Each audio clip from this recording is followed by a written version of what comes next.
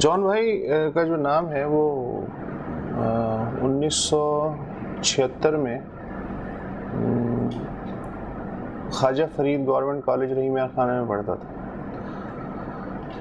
तो कभी कभी ये है कि आलमी डाइजेस्ट भी नज़र से गुजरता था, उसमें एक नाम था जॉन एलिया।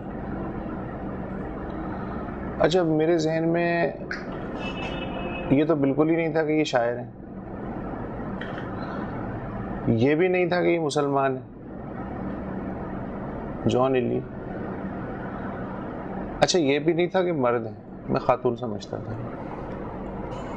3 गलत फहमियाँ तवातुर के साथ। लेकिन इनके जो इदारिये होते थे, जो भी साहब थे या साहिबा थी, उनसे मैं बहुत मुतासिर था। फिर मैं सन 78 में आया कराची यूनिवर्सिटी में। वहाँ मुझे पता चला कि ना ये क्रिश्चियन है, ना ये खातून है, और ये शायर है। तो बतौर शायर जॉन एलिया को मैं जानने से पहले उन्हें बतौर नस्सार जानता था। फिर यूनिवर्सिटी में एक मुशायरा हुआ हफ्ता तलबा का। वहाँ मैंने एक दुबले पतले ढांचे को देखा जिसके लंबे लंबे बाल थे, और जो एक बिल्कुल डिफरेंट था उस लॉट में। वो जो गाँव तकियों के साथ लोग बैठे हुए थे, उनमें बिल्कुल ही एक अलग आदमी, अलग शख्सियत। तो मेरा ख्याल है जॉन साहब से जो पहले मिला होगा वो उनके हुलिये से अट्रैक्ट हुआ होगा, उनका जो चेहरे का स्ट्रक्चर है। मुझे उनका चेहरा देख के सबसे पहले मेरे जहन में ये आया कि अगर सिक्के पे इनकी तस्वीर छाप दी जाए तो ये बिल्कुल जॉर्ज पंजुम टाइप की चीज़ आएगी सिक्के पे। फिर उनके अशार कानों में पढ़ने शुरू हुए मुख्तलिफ नौजवानों की ज़बानी। जो इब्तदाई मुझे जॉन साहब की जो पहली चीज़ें याद हुई, उनमें वो था कि क्या सितम है कि अब तेरी सूरत गौर करने पे याद आती है, फर्श पे कागज़ बिखरे रहते हैं मेज़। उस ज़माने में अच्छा ये था कि अजीब सा लगता था कि ये आदमी ये करता क्या है, ये सर के बल खड़ा होकर दुनिया को देखता है, ये कोई एक्टर है या इसको फूल जो लाल है या पीला है या इसे जामनी क्यों नज़र आ रहा है तख़य्युल के हिसाब में। तो ये चीज़ें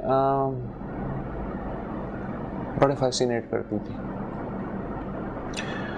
फिर अलीम भाई और जमाल सानी,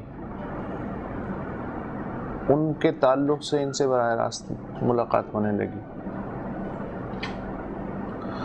अच्छा, ये ना सिर्फ उन मुलाकातों से पता चला कि ना सिर्फ इंतहाई आला पाए के नस्सार हैं, शायर हैं, बल्कि गुफ्तगू भी कमाल करते हैं। और गुफ्तगू के कमाल का मयार ये है कि जब आदमी आपसे गुफ्तगू कर रहा हो तो उसकी शक्ल गायब हो जाए, सिर्फ उसकी गुफ्तगू सामने रह जाए। तो ये पहला एक्सपीरियंस था मुझे जॉन साहब से मिलके हुआ कि अचानक उनकी शक्ल गायब हो गई, सिर्फ वो सरापा गुफ्तगू नज़र आ रहा था वो आदमी। फिर जाहिर है कि उनसे टुकड़ों टुकड़ों में मुलाकात होती रही। हम लोग चस्के लेते थे, नौजवान थे। अच्छा, उन्हें भी मज़ा आता था। और फ़लसफ़ा है, हिस्ट्री है, लिटरेचर है, उस आदमी की अपनी इंटरप्रिटेशन होती थी हर चीज़ के बारे में। हम किताबें जो पढ़ के जाते थे उससे बिल्कुल ही उलट इंटरप्रिटेशन होती थी। तो एक तरह से जो तस्वीर का तीसरा रुख है वो जॉन एलिया ने दिखाया कि चीज़ों का जो एक मतलब उससे पहले मेरे लिए चीज़ें जो थी वो उल्टा और सीधा थी, लेकिन जॉन से मिलने के बाद हमें पता चला कि चीज़ें 3 डायमेंशनल भी होती हैं और 3 से ज़्यादा भी उनके पहलू हो सकते हैं। तो और उस्ताद किसे कहते हैं और टीचर किसे कहते हैं, यही होता है। फिर उनका मजमुआ जब शायद आया तो मेरे लिए ये तय करना दुश्वार हो गया कि इसका दीबाचा ज़्यादा अच्छा है या इसमें शायरी ज़्यादा अच्छी।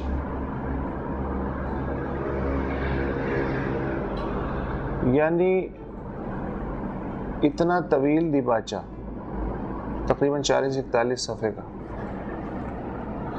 अव्वल तो कहीं मैंने देखा ही नहीं था पहले। अच्छा, फिर आदमी अगर देख भी ले तो 40-41 सफ़े दीबाचे के नाम पे कैसे पढ़ सकता है, कैसे हजम कर सकता है? लेकिन सिर्फ मैं ही नहीं, आई एम श्योर के हज़ारों लोग ऐसे होंगे जिन्होंने शायद का दीबाचा शायद की शायरी से ज़्यादा पढ़ा होगा। उसमें एक अजीब बात है। अच्छा, गीबत बराए गीबत नहीं होती थी, वो एक वकील का मुकदमा होता था। तो वो जो गीबत का एक रिवायती दायरा है उससे बाहर की कोई चीज़ होती थी तो मैं उसे गीबत नहीं कहता। उससे भी बहुत कुछ सीखने को मिलता था। वो चीज़ों के बारे में गैर जानिबदार थे और उसका सबूत ये है कि उनकी जो शायरी, उनकी नस्र और उनकी गुफ्तगू, ये तीसरी डायमेंशन की गुफ्तगू है। तीसरी डायमेंशन जानिबदार शख्स के यहाँ नहीं आ सकती।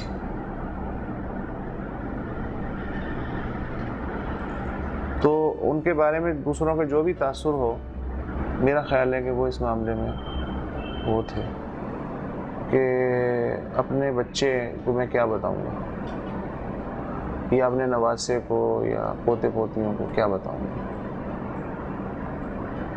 तो मेरे पास 2-4 ही नाम हैं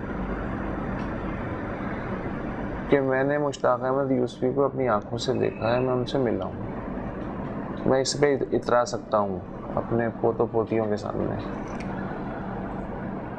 मैंने जॉन साहब के साथ खाना खाया है, जॉन साहब मेरी गाड़ी में बैठे हैं, जॉन साहब मेरे घर आए हैं और जॉन साहब के साथ मैंने पी है। मैंने दीवारें बर्लिन को टूटते देखा है, न्यू वर्ल्ड ऑर्डर को बनते और बिगड़ते देखा है, 9/11 देखा है और इसके साथ साथ यूसुफी को भी देखा है और जॉन एलिया को भी देखा है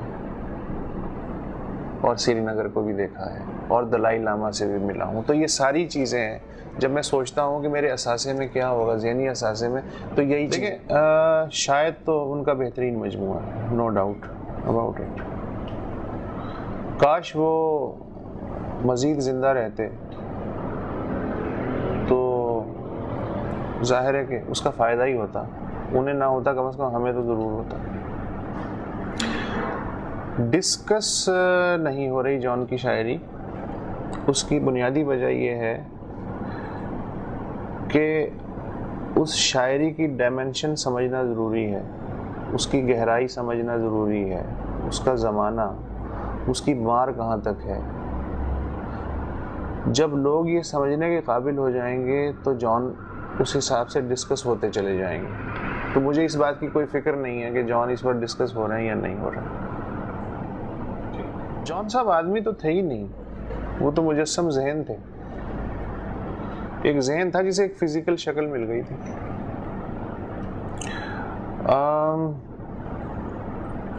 लेकिन अच्छा, मैं ये भी नहीं कह सकता कि साहब वो इतना ज़्यादा काम कर सकते थे, उन्होंने इतना काम क्यों नहीं किया।